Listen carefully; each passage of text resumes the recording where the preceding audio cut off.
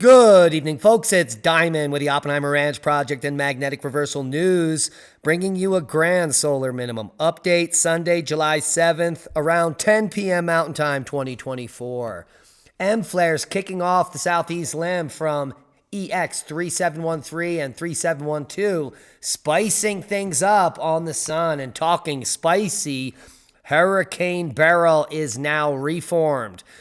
Maximum sustained winds at over 70 miles per hour as it approaches the central shores of Texas. Maximum peak storm surge is forecast to be 4 to 7 feet from Port O'Connor to San Luis Pass. Keep calm. It's boom time.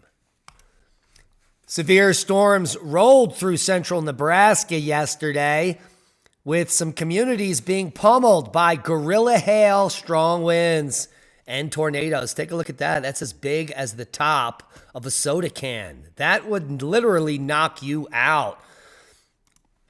And there's another shot of some more hail. Holy hail. Let's take a look at the interactive hail map for yesterday.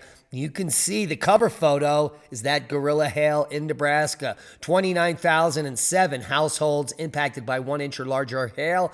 808 households impacted by gorilla hail. That was 1 square mile of gorilla hail falling in Nebraska.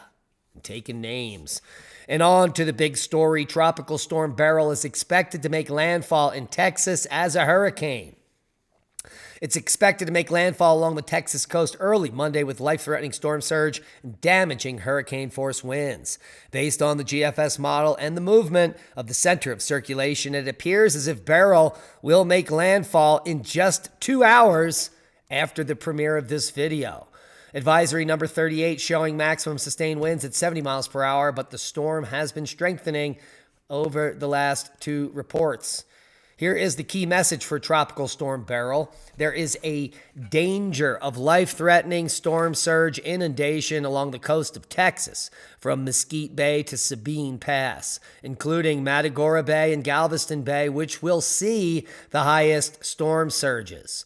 Beryl is forecast to bring damaging hurricane-force winds to portions of Texas coast early Monday. A hurricane warning is in effect from Mesquite Bay to San Luis Pass. Considerable flash and urban flooding is expected tonight through Monday night across portions of the middle and upper Texas Gulf Coast and eastern Texas. Minor to isolated major river flooding is expected. Rip currents will cause life-threatening beach conditions through Monday across much of the Gulf Coast, and beachgoers should heed warning flags and the advice of lifeguards and local officials before venturing into the water. Let's take a look at the total expected rainfall. Good news, the numbers have been reduced in the latest models, although showing a huge swath of hundreds of square miles of 4 to 6 inches. The biggest impact will be on the coast here from Corpus Christi to Houston, where we could see upwards of 6, in some areas, 12 inches of rain. And that's going to be major flash and urban flooding for Houston with life-threatening conditions. There will also be life-threatening conditions when it comes to the storm surge. From Port Aransas all the way up to Sabine Pass, we're talking 2 to 7 feet of storm surge. The hardest hit area will be Matagorda Bay up through Galveston Bay. So heed the warnings as we could be seeing 6 and 7 foot storm surges during high tides in some of these regions.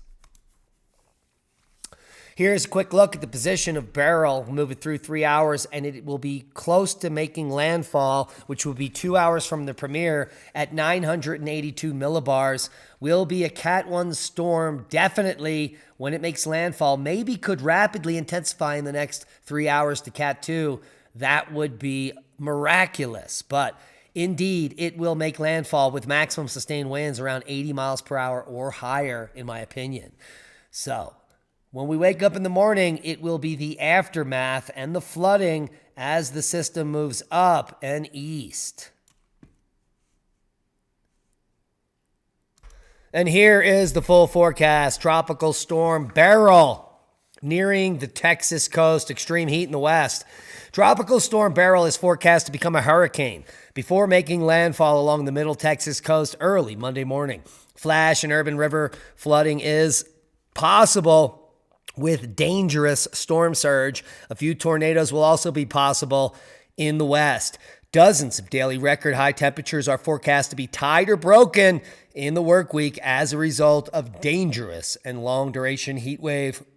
I heard some official numbers coming in that Las Vegas did break the record for the day at 120, exceeding the previous record by a degree or so. So there are some records being broken with this heat wave, but it's summer and there's always heat in the west. Seismic update. We had a big rocker in Japan, a 6.2 in the Bonin Islands region. It was at a deep blot echo depth, 571.2 kilometers. There has been an single aftershock at 4.3 up at 400 kilometers. There could be some large quake activity here brewing for a surface quake up in the 7 mag. So we'll keep a close eye on the Japan region as things move forward. Also, we can see here seismicity heating up in the Hawaiian Islands.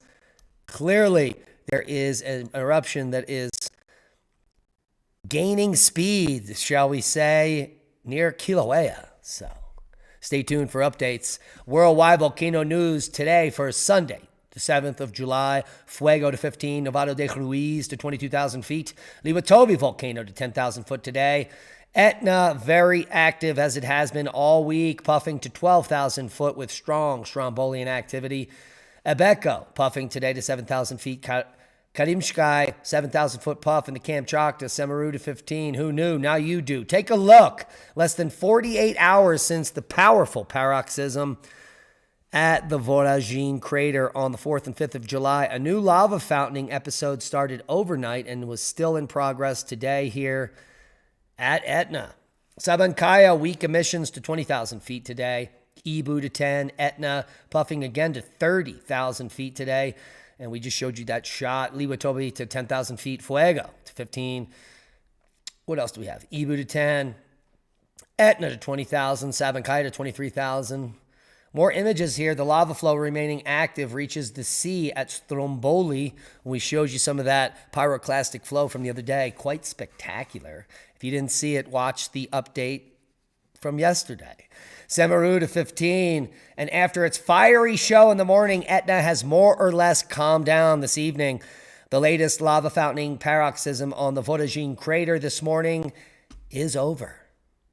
Ibu puffing to 8,000. Sakurajima puffing today to 12,000 feet. Stromboli, the lava flow remains active. Etna eruption has ceased. And Liwatobi to 10,000. Semeru to 15, Karimsky to 15, Reventador to 15, and that wraps up Worldwide Volcano News up to 9 minutes ago. That's how accurate we are. And we are headed into July 8th. The latest space weather, M flares. The remains of AR 3712 and 3713 are now about to turn back into view from off the southeast limb. Low-level M flares, including an M1.3 earlier today. And let's take a look. There is that beautiful shot. Let's go over here to GOES X-ray flux. And we can see some of the flaring happening today. Here we have, well, quite a significant flare up at where is it? Show it to me. I can't, there's no flare list. But indeed, it was an M2.1, I believe. Moderate duration. And so the flaring is increasing. As we look at the latest HMI intensity, it's going to show us a bunch of sunspots, a major sunspot region. And if we look at the limb here, a plage coming around, some more big sunspots are headed our way in the coming days as the disk is mostly blank except for this active region and what is about to turn around the limb. Now the 3-day geomagnetic forecast is all quiet on the Western Front as most of the solar indices are down. SFI is up 5.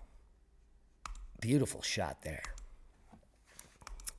NASA spots an unexpected X-shaped structure in Earth's upper atmosphere, and scientists are baffled once again, struggling to explain them.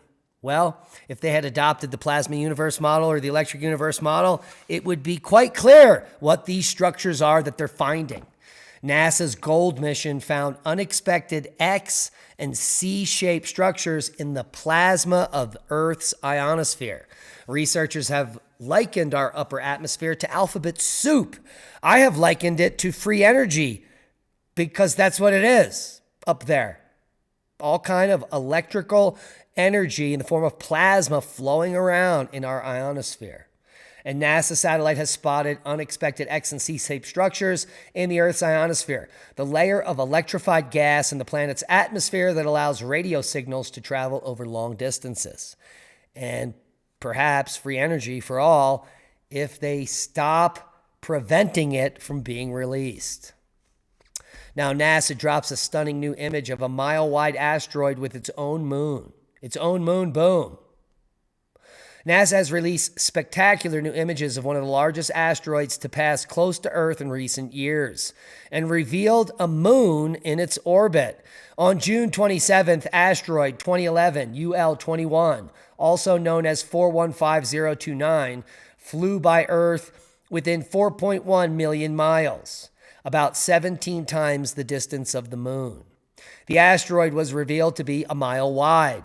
In diameter, a little smaller than suspected before its arrival. It was discovered in 2011 by NASA-funded Catalina Sky Survey in Tucson, Arizona. There is no threat of this object to hit Earth, but they did discover a small moon orbiting the larger object, which is a mile wide, which means this object is probably just a few hundred feet wide, if not 100 feet wide. But like many objects that are not planets we've seen traversing the skies, they often contain satellites. And that can only be possible through electromagnetism in an electric universe. Are you picking it up? We just put it down. Scientists reemerge after a year in a Mars simulation project.